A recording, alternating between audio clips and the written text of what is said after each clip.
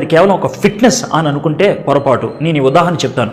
Chicken లేకుండా chicken biryani వండలేం, vegetables లేకుండా vegetable biryani వండలేం. హైందవ సిద్ధాంతపు ఆలోచన లేకుండా యోగాను మనం చేయలేం, ఎందుకంటే దాంట్లో అది చొచ్చుకుపోయి ఉన్నది. ఇంతకీ దాంట్లో చొచ్చుకుపోయి ఉన్నటువంటి ఆలోచన ఏంటి అని అంటూ ఉంటారేమో. వేదాల్లో ఉన్నటువంటి సారాంశం బట్టి మానవుల్లో 2 రకాలైనటువంటి పదార్థాలు ఉన్నాయి. ఒకటి కంటికి కనబడేది, రెండోది కంటికి కనబడంది.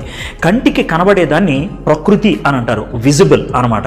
రెండోది కంటికి కనబడని దాన్ని పురుష అని అంటూ ఉంటారు, అంటే ప్రాణము, ఆత్మ, జీవము ఇవన్నీ కూడా.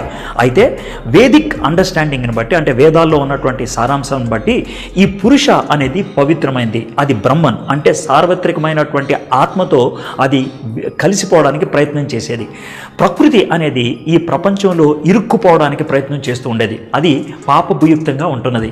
కాబట్టి సంఖ్య అనేటువంటి తత్వవేత్త నుంచి